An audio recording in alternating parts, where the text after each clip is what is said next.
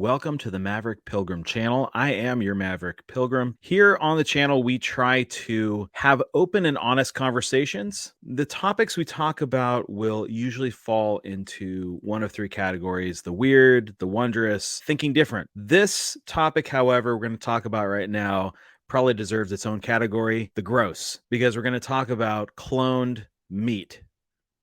Yuck. I want to go ahead and just jump right on into this. I have some articles to take a look at because when I have talked with other people about this, just in my normal life, having weird conversations with people, a lot of times they say, like, no, that can't be happening. I don't believe you. I feel like I would have heard something about it, but that's definitely not the case. We need to kind of break out of this idea that if something truly monumentous happens, that we always hear about it. A lot of times it is going on and we don't really know. However, it is published. We just don't usually get to read it because we're living our normal lives. But I want to talk tonight about cloned meat in our food supply. There are a lot of people who will think cloning, and they think cloning in food, or they think cloning in livestock, and they think of Dolly the sheep. That was years ago. A lot of times when they publicize something, oh, we've made a huge discovery, it means that they've moved on from that. It's something that happened in the past, or it's something that was perfected, but they're usually years beyond that thing that they happen to publish or to put out there in a press release of some kind. The idea of cloned meat has been talked about, but a lot of people want to just push it off to the side. Let's look at some documents here. As always, whatever we look at here, all the articles are going to be linked in the description below in the show notes. So go ahead and take a look at this here. This is from the FDA. All right. A primer on cloning and its use in livestock operations. Is this dated 2019? Is this dated 2020? No. If you'll notice here, researchers have been cloning livestock since 1996. That's probably older than some of you who are watching this. It's not older than me. I remember when some of these things started to come out and they were seen as, oh my goodness, we're just starting to do some of this stuff. It became apparent that cloning could become commercial venture in 2001. So that 5 years later, all of a sudden, it's a commercial industry. The Food and Drug Administration, Center for Veterinary Medicine, all over this thing. The FDA, the Food and Drug Administration, all over these things here. But what is cloning really? Well, I mean, if you've seen a science fiction movie or read any kind of books or comics or anything, in the past 50 years, cloning should be pretty well known. Although a lot of times they may have some sort of different definition that they start to run with, and just assume that you'll run with your definition, they'll have theirs. But in this case, it really is what it kind of seems like in science fiction. They will take DNA and they will actually impregnate. In the movies, it's humans, or whatever, but they're talking about livestock. Here they're talking about cows, and generally, from what I've read, the food that we eat that has the most clone stuff in it is going to be steers. It's going to be beef. If you'll notice here, it says more than 70% of cows bred in the United States are artificially inseminated. Now, that doesn't always mean cloned. That can mean something different, but they're just saying that in vitro is kind of the way that it's been happening for quite a while. Right here, it says the first successful embryo transfer for a cow, 1951. The first in vitro derived animal was in the 59. So, that was the embryo transfer. My mistake.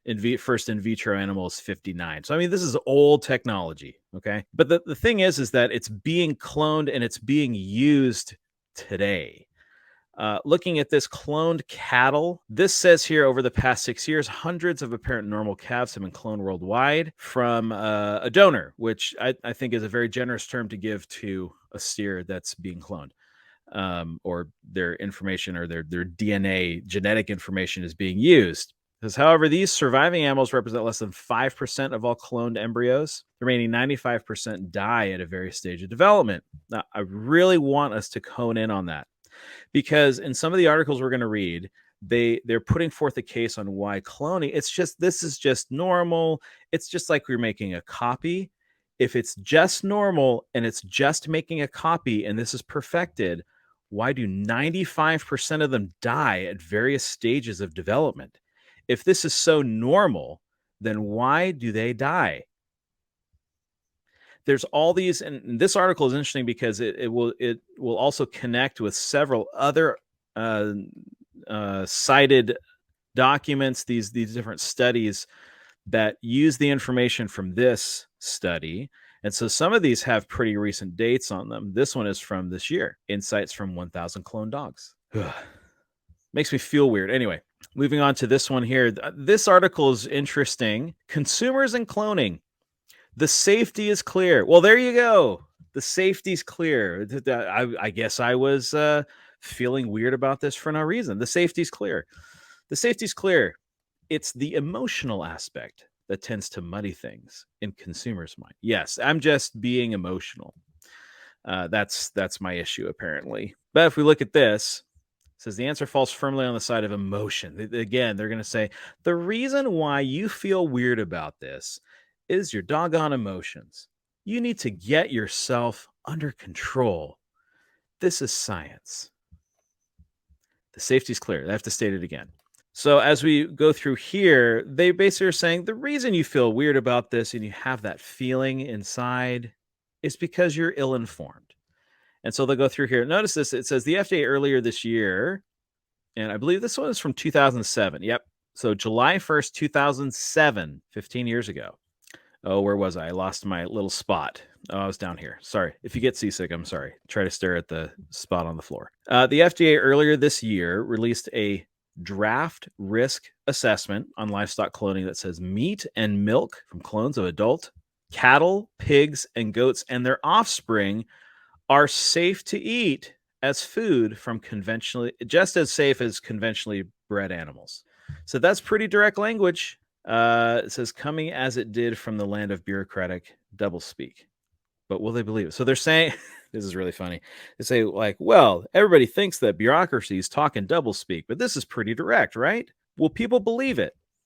And they start to go through here and they start to talk about the cost and all these different things. These are the reasons why we're doing these things. But it comes down to this thing where they will say, it's just your emotions.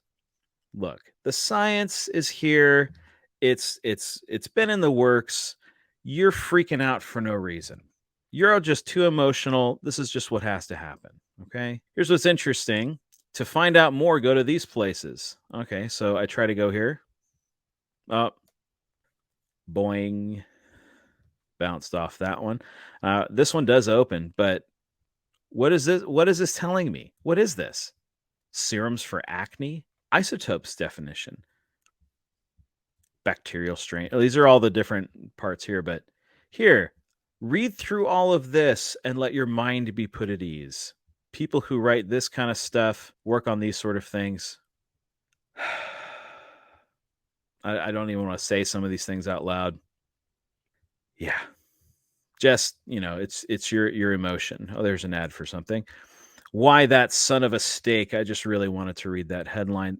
A tale of cloned meat. This one is from 2017. So this is a decade after some of these other ones. And then we have a cool chart here. So as you go through, really, when you read through a lot of these articles, especially the ones in the last 10 years, what they're really trying to do is to really make this feel like this is just super normal.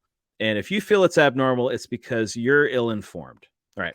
So here's one of the things they try to say in here. Cloned beef is not genetically modified. Alpha, that's the name of one of their test subjects with this. Alpha's DNA was copied, unaltered from a slaughtered animal. So it's from a slaughtered animal. They took the sample. They said they're identical twins, separated by time. You see, it's just so normal that if you feel weird about it, that's on you. All right. Remember, we read through the other article that 95% of these don't make it through all of the stages of development.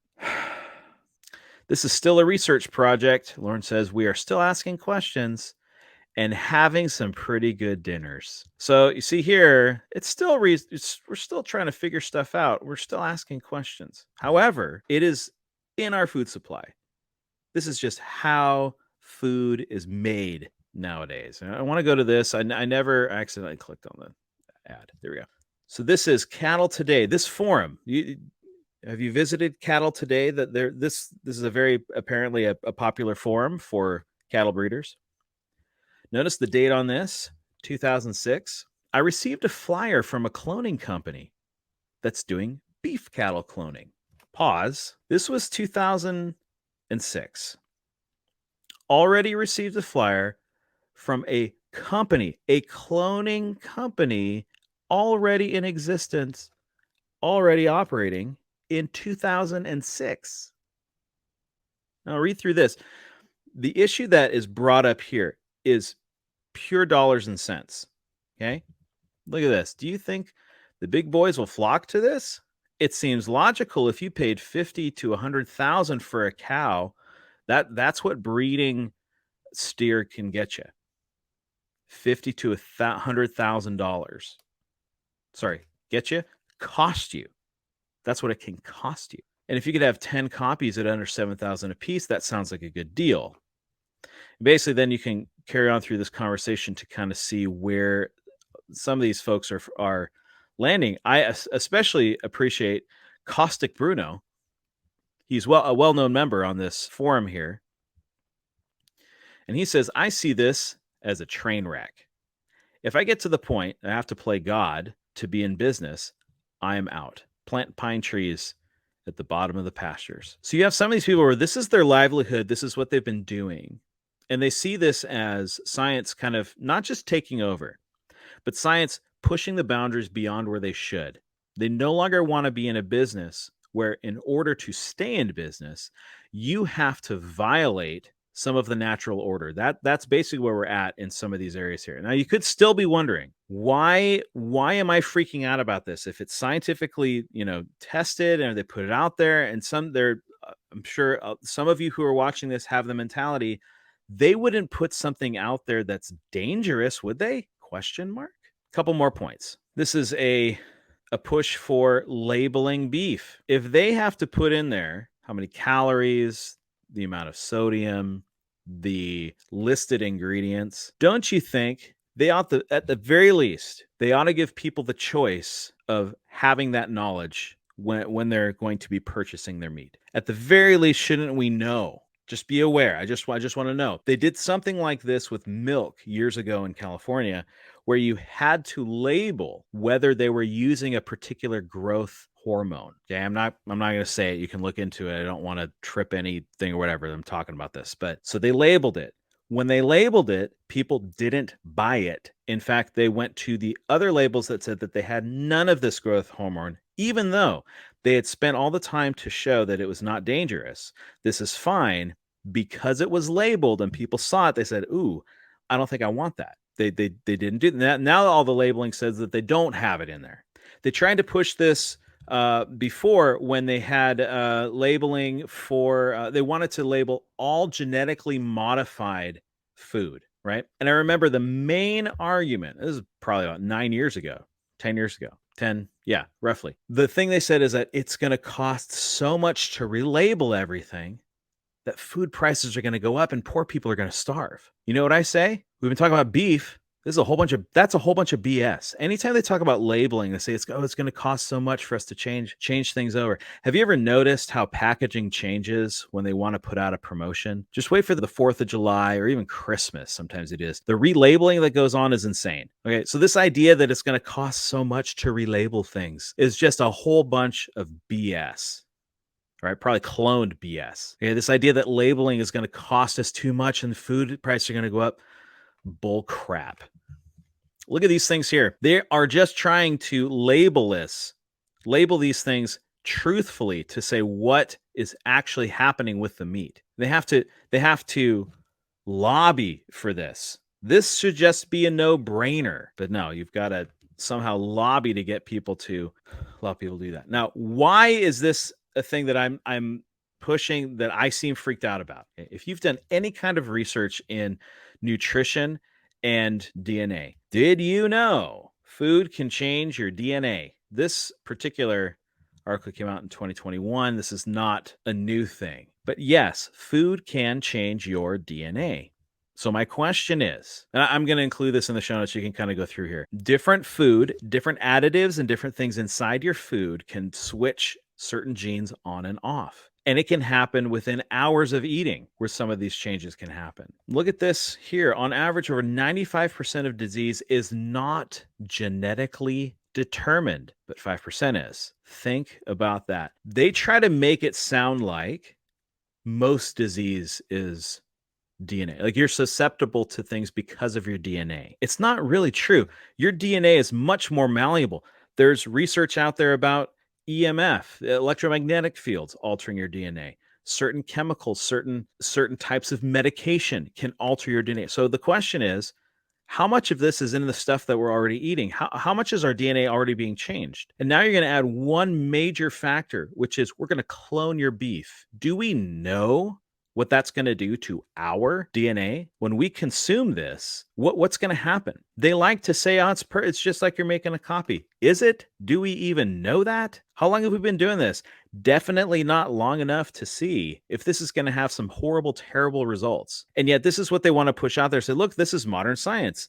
I know that the topic here is about this stuff in our food supply, but think about this. If they're doing this and genetically altering, sorry, not even just genetically altering, maybe it is just cloning. Okay, let's just take it that way. But if there is something wrong, if something does happen and our food supply is then the majority is then cloned food, is there not a possibility that's going to push us to this genetically modified goop that they're trying to push off as or sell in the stores as being food? The impossible, they even tell you it's impossible. Yeah, the Impossible Burger, all these other fake meat things that when you actually look at what's in it is so disgusting. I don't want that touching other food that I'm going to eat. I don't even know what this is going to do. They definitely don't know what's it's going to do to you in the 5 years, 10 years, 20 years, and however often you metabolize it. So the question is, who is really in charge of this? If we're trusting the FDA, and the FDA has been allowing this to happen since 2006, and we're not allowed to even know what's going on, this is kind of freaking me out. Now, one of the reasons why I brought a lot of these things up was because the logical progression of what's going on. So the conversation that I was having, and it's a conversation I have with myself, I guess, this idea of cannibalism being pushed. Well, if the meat is now going to be tarnished in some way, or if the meat already is being cloned and like that, it's our next logical step is who knows what they're going to call it. It's just going to be protein, right? To kind of sum it all up, if you haven't seen it, classic movie, Charlton Heston, Soylent Green. Soylent Green is worth you watching. I don't know if there's a spoiler alert on a movie from the 60s, but Soylent Green, an old movie, was set in the year 2022. And what they determined is people would eat just these protein things, this synthetic protein stuff. And what they found out was that it was made of people. Are you prepared to have to think through some of those things morally? Does that impact you morally? Does this impact you in a health way? All I'm saying is we need to demand that we at least have the choice of whether to have that or not, whether we're going to have real meat or not, whether we're going to eat bugs, whether we're going to eat people. All of these things need to be a choice and not through manufactured crises. Like, I don't know, maybe billionaires buying up all of the farmland and putting real farmers out of business so they can sell their synthetic meat. Maybe that's happening. I don't know. Could be, but who am I? I'm just a dude with a mic and a camera. On this channel, we want to have honest conversations. We want to be able to delve into topics that maybe aren't brought up in your normal conversation. So please add some of your comments below. Let's have a conversation. Let's talk about this. Let's see what's going on. What do you think? Is this a big deal? Am I just making up something that isn't that big of a deal? Yeah, so let me know. And if you think this is something that other people need to start at least thinking about or talking about, share it out. Hit a subscribe button, but hit that share button. Share it out with someone else so that you can have this kind of conversation. So when it comes back up, you'll at least have the framework of having talked through it. And again, I'm going to put all the links to the articles down below. So see you next time when we will look at something that's in the weird, the wondrous, or the different.